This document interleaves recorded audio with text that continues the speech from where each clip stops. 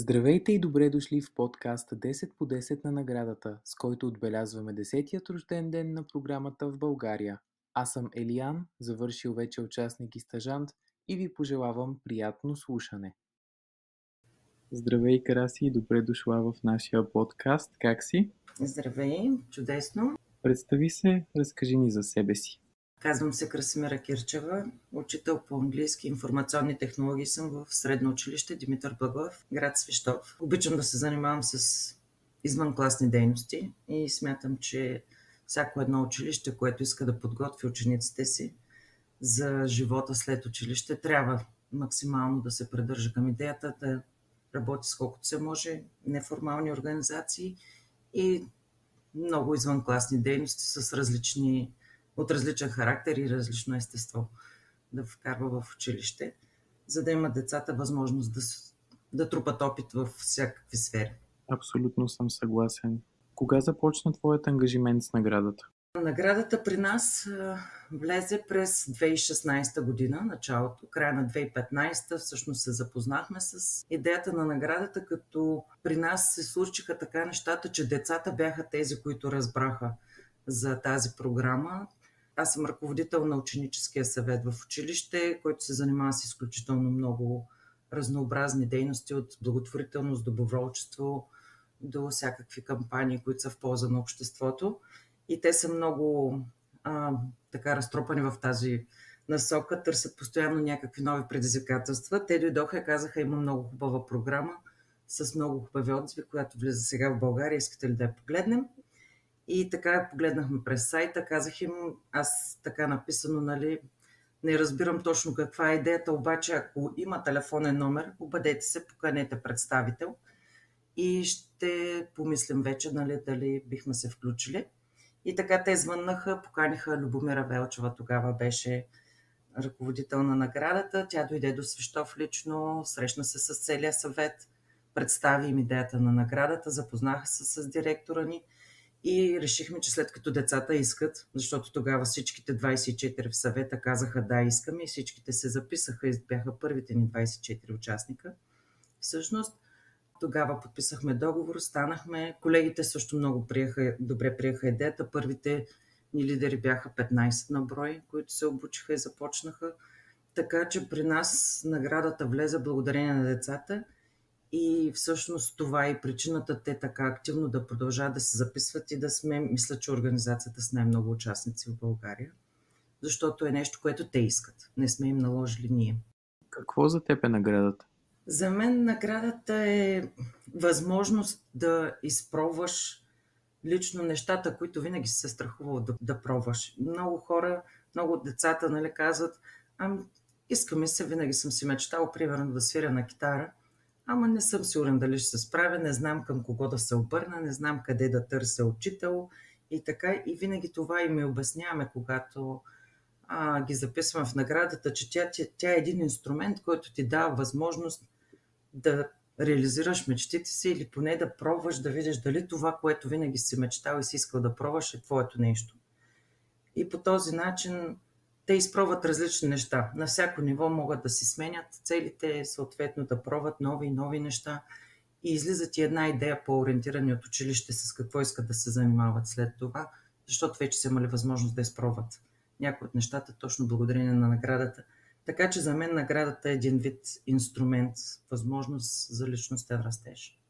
Тъй като ти си лидер в наградата, когато виждаш активни млади хора, това мотивира ли те лично? Да, разбира се. Наградата за мен е малко повече от лидер. Всъщност аз бях 6 години и координатор, и супервайзор, и оценител, и лидер, и ментор на много от децата. И имам възможността да се докосна до техните предизвикателства и постижения от много гледни точки.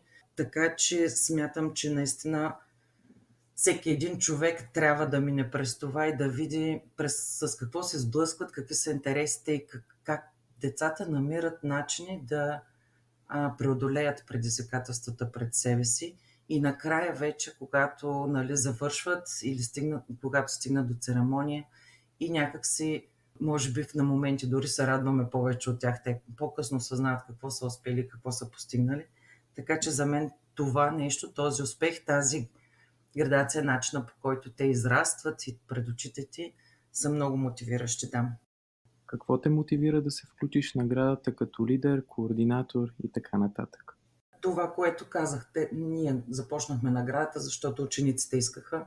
Те бяха първите 24 мои ученици, съответно, нали, бях техен лидер, така че аз просто нямаше как при това, при все, че те искаха да работят с наградата, да им откажа, защото нали, не е редно да убиваш желанията на децата. Можеше да се получи, можеше да не се получи, но бяхме длъжни да пробваме. Как би описала наградата на някой твой близък? Бих им казала, че чрез наградата те биха имали възможност да експериментират с различни неща от сферата на физическата дейност, на уменията. Дори доброволчеството в наградата ти дава възможност да развиеш едни умения, социални, така наречените меки умения, нали, за работа с хора, да се срещаш, да се запознаваш с други. И това е нещо много хубаво, което ти помага по някакъв естествен начин и с помощта на хора, които вече имат някакъв опит или са преминали обучение като лидерите в случая, да излезеш от зоната си на комфорт, но в същото време да се чувстваш спокоен, че има някой до теб, който те насочва и няма да е нали, чак толкова трудно това предизвикателство да се пробваш в различните сфери, да постигнеш някакви.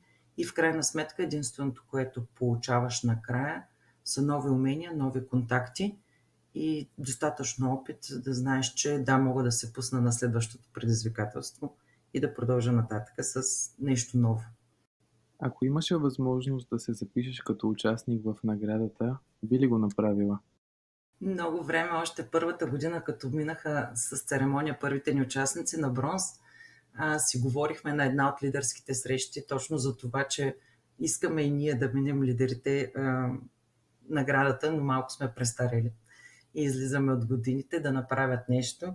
И даже когато се чухме онзи ден с Кирила за това интервю, пак и казах, че ние все още, въпреки че годините продължават да се трупат, държим да се направи нещо по въпроса това да имаме шанс и ние да минем през наградата, въпреки че всеки път с всеки един участник ние реално минаваме заедно с тях и изживяваме всяко едно от техните нива, но да, твърдо категорично, да, бих искала да бъда участник и да мина през наградата. На какво те научи работата ти с младежите в наградата? На всичко, на което научи и тях. С всеки един участник, всяко едно нещо от поставените им цели, нали, разбирам, готвим заедно, плетем заедно, нали, всичките неща, които са научили, през предизвикателствата, които срещаме да намерим хора, защото сме малък град и е трудно за някои от нещата да намерим ментори. Например, имах участничка, която искаше да учи японски, което в нашия град е табу. Беше много трудно да изнамеря с много звънения, връзки, хора, човек, който знае японски, за да може да стане ментор. И всички тези неща ме научиха, че няма невъзможни неща. Стига да имаш желание, винаги има начин, винаги има човек, винаги има нещо, което можеш да използваш като инструмент и да си постигнеш целта, просто само трябва да се фокусираш върху нея и да не се отказваш. Когато се сетиш за преживяването си в наградата, има ли спомен, който те кара да се усмихнеш? Ами всичките неща, които сме правили в наградата, винаги всичко е било много забавно. Няма да крия, че най-вълнуващата за нас, най-интересната част са приключенските. Както и за нас, супервайзорите, оценителите, така и за учениците. Ние си подготвяме сами маршрутите още от първата година. Като започнахме в наградата, първо ходим с колегите, проучваме маршрути, маркировки, правим си карти и след това вече да пускаме учениците. И винаги, въпреки че е обходено, прегледано, винаги има някакво предизвикателство и винаги има нещо, което не сме очаквали, за което не сме били подготвени. И на момента, да, е много трудно, обаче после като се върнем, това са само спомени, с които се забавляваме. Но може би нещото, което така най-ми остава е проектът ни за злато с първите участници, който беше да изрисуваме едно читалище в едно село.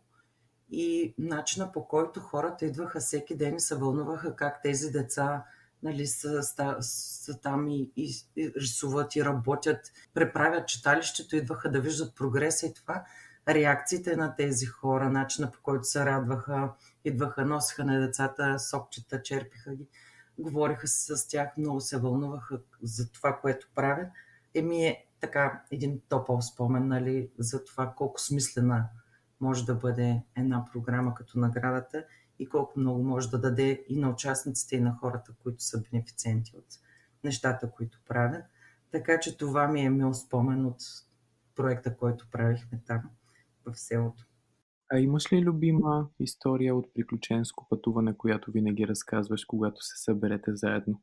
Да, предното лято всъщност бяхме на приключенско, на което, за съжаление, така ни бяха ангажментите, че колегите, които ходиха и направиха проучването, в последствие, когато стана време за приключенското, не можаха да тръгнат и тръгнахме тези, които пък нямахме възможност да отидем на проучване. И малко целият ни маршрут беше на предаване на информация. Те ни разказаха, тук цял ден ще вървите по едно било, тук ще вървите така само малко спускане, тук е много приятно така. И в крайна сметка, като отидохме, се оказа, че нищо не е така. Нали? И беше просто самата ни нагласа, нали, че ни очаква един цял ден по билото, ние цял ден катерихме ни камъни, че после, нали, ще бъде всичко прекрасно горе, гледката е чудесна, всъщност нас 40 минути ни би градушка и бяхме целите очукани, облъскани. Обаче, в крайна сметка, гони ни мечка на третия ден. Беше много забавно, чичахме 30 човека по един байри, една мечка след нас. И всичките и тия неща и хората, като слязохме долу, няма да забравя, шофьора ни чакаше на другия край на маршрута. Ние бяхме с Злато. Маршрутът ни беше през горе Троянския Балкан. 4 дена автобуса ни остави на Беклемето и ни чакаше на четвъртия ден, нали, от другата страна. И начинът, по който шофьора ни гледаше и каза какво ви се случи този път, защото учениците просто като стигнаха и почнаха да го целуват, да се фърлят по автобуса, да целуват автобуса земята и казаха, такива 4 дена не сме имали никога в живота. И винаги се сещаме за това. То е само една приятна разходка горе по равното, а пък ние всъщност 4 дена се облъскахме от пъти ходене, но реално това ни е едно от най-хубавите приключенски и смятам и единодушно всички, че бихме повторили, потретили. Тази година отново тръгваме по същия маршрут, без никакви притеснения, само хубави спомени са ни останали оттам. И другото е маршрутът ни, който е в Родопите.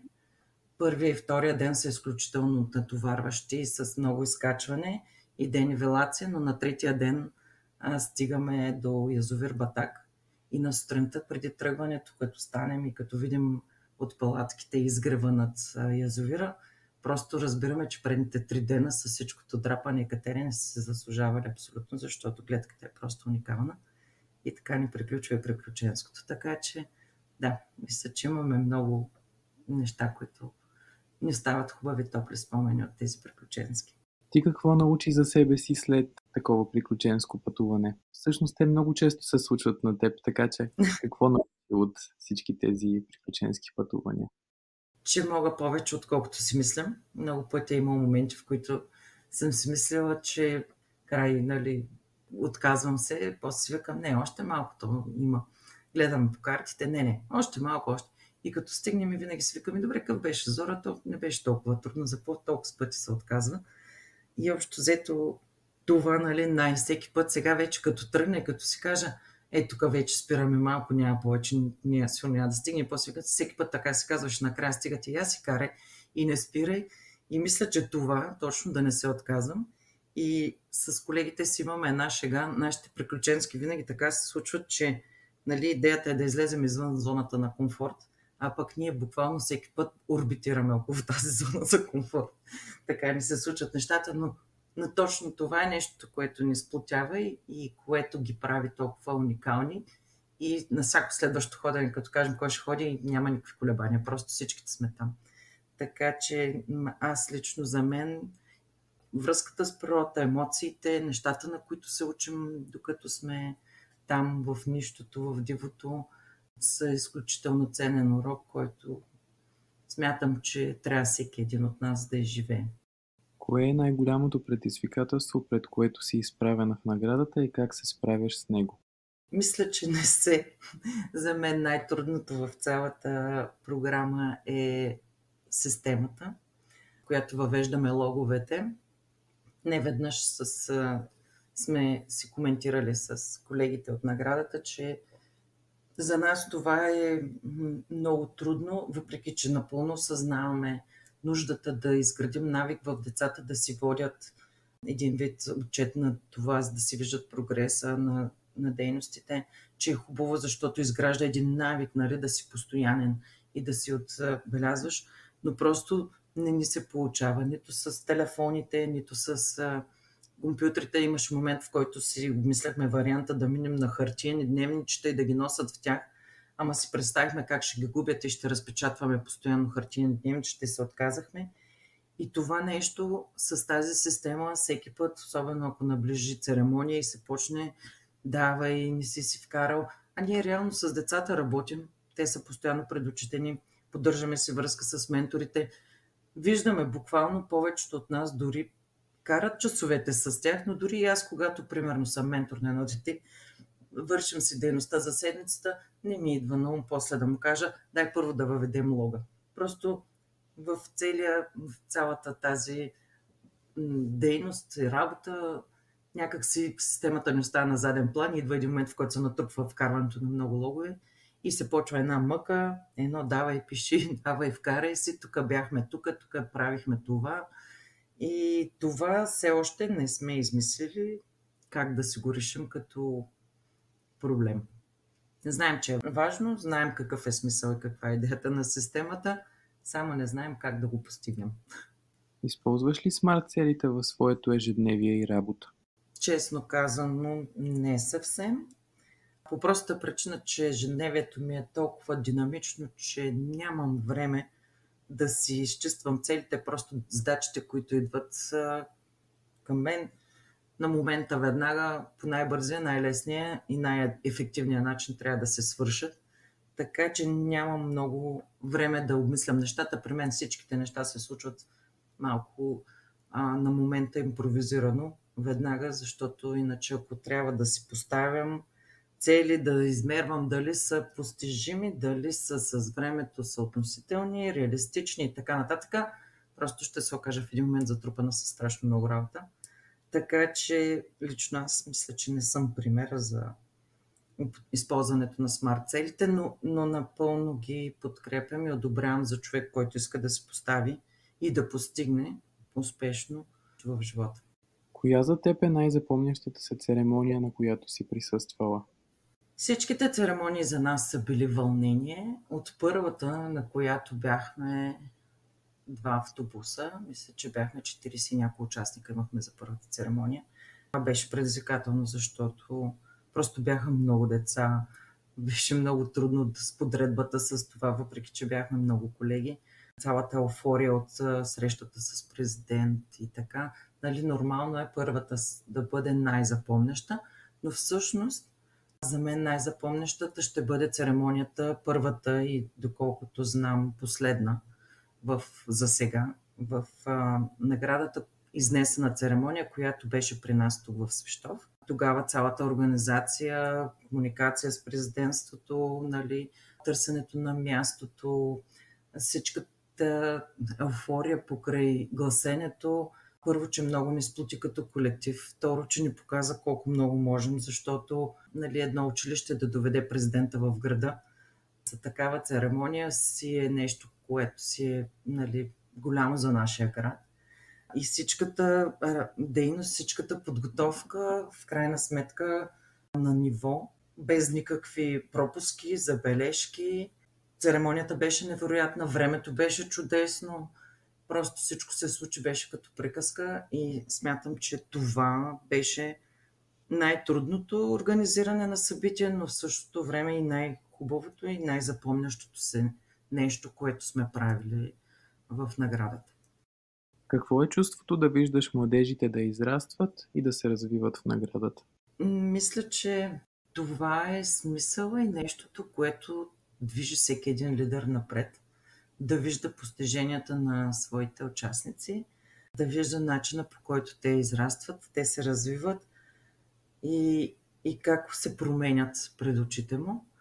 Винаги ще се сещам, имах един участник, който след бронза беше готов да приключи и много уговорки, то не е уговорки, ами по-скоро му отне време да реши, да го убедя, все пак да продължи на сребро, защото вече завършил бронз, има достатъчно време докато завърши училище и може съвсем спокойно да се приключи до злато дори. И след като започна среброто, беше категоричен и каза, ще го изкарам, ще си направя всичко, но ще приключа. Не ме агитирайте като приключа да направя злато, моля ви. Казах, добре, хайде да свършим с среброто и тогава, нали, не, това искам, уговорката е после да не говорите с мен. Добре, в последствие, нали, свърши среброто. И аз му казвам 2 от 3, ти си повече от половината, помисли си, каза, вие обещахте да не ме агитирате, сега ще ме накарате да се запиша пак. Викам, нищо не губиш, ако не можеш, приключваш. И точно на церемонията в Свищов, когато беше президента при нас, той завърши злато и след церемонията всички се редяха на снимки с президента. Той каза, аз не ме вълнува това, искам да се снимам с моя лидер, защото както не исках се пиша на бронз, така има една, тук завършвам злато. И каза, не знам как успяхте, но вика, всичко, което учих, сега го работи. Всичко, което си беше поставил като цели, му влезе в трева и до ден днешен, като се видим, винаги казва, как ме фанахте за един бронз и ме стигахте на злато. И това за мен е много удовлетворящо. Смятам, че точно това е смисъла, идеята. Децата по принцип, докато работят по целите си, докато се включват в наградата още в началото и минават през нивата, не осъзнават колко е ценно, но след време, когато си срещнем от участниците, тогава вече те са осъзнали какво се е случило, те са осъзнали какво са натрупали като опит и колко ценно е било за тях. И тогава вече и ти разбираш, че това е най-хубавата част от цялата програма. Нали? Накрая да видиш, че децата оценяват, че всичко това е било полезно за тях и им върши работа. Краси, ти си лидерът с най-много участници и мисля, че виждам, що си толкова мотивираш, така как успяваш толкова много участници да мотивираш да се запишат и да завършат наградата, включително и с злато. Как си обясняваш това? Смятам, че бих казала, че докато другите се опитват да мотивират, аз по-скоро не им давам шанс да се откажат. Не работим толкова върху мотивацията, колкото върху това да не се отказват. Че когато започнат нещо, още повече, ако вече са вложили някакви време и усилия, винаги им обяснявам, че времето, което са дали на наградата до момента, е единственото нещо в живота, което никой не може да ти върне по никакъв начин. Времето е най-безценно. И не си струва да се откажеш, след като вече си положил толкова много време и усилия си вложил в едно нещо. И след това вече минаваме към мотивацията за това колко още много неща можеш да научиш и че времето, което прекарваш, така или иначе минава. По-добре, ако минава, да мине в нещо смислено и нещо, което ще ти остане за цял живот, отколкото просто да си мине, вчудейки се, да са пиша ли, да не са ли пиша, ще имам ли един час време да свърша това или няма да го имам. И по-скоро на този принцип работя с своите участници. Карам ги да осъзнаят, че времето им така или иначе минава, то просто трябва да бъде нещо ценно, което ще им остане прекарано в смислени действия. Иначе не знам защо имам толкова участници, просто смятам, че работя в горен курс. Децата имат 14 там по изискването и ме познават, знаят, че се занимавам с доброволчеството в училище и може би по-скоро за това предпочитат, въпреки че имаме 25 лидера и се насочват, нали, основно към мен като лидер, пък и знаят, че не могат да ме отказват. Какъв съвет би дала на тези, които имат интерес към ролята на лидер? Да минат обучението и да станат лидери. Разбира се, могат да започнат с 1 или 2 деца в началото, за да видят как е. На обучението просто ще научат много неща, които дори и после да решат да не са лидери, ще им вършат работа в живота, в работата, без значение дали работят с деца или с възрастни. Те работят с хора при всички случаи. И след това, ако решат да станат лидери, те сами ще се убедят, работейки с децата, виждайки напредъка на децата, виждайки как се случват нещата и как има смисъл да работим за младите и да си раздаваме от времето и усилията за младите, защото накрая крайният резултат се заслужава. И всичко това не биха го изживяли така пълноценно, ако не през лидерството и през възможността заедно с даден дете, младеж, да преминат през всичко от колебанията, от избора на цели, които да отговарят на характера и на желанията на всяко едно дете, през преминаването на предизвикателствата, постигането на целите и накрая възнаграждаването на тези негови усилия и постижения. Това нещо просто се заслужава за всеки един, който иска да разбере младежите, защото в днешно време младите са неразбрани, те са по-различни, вече имаме поколения разлика, което ги прави по-трудни за разбиране от възрастните.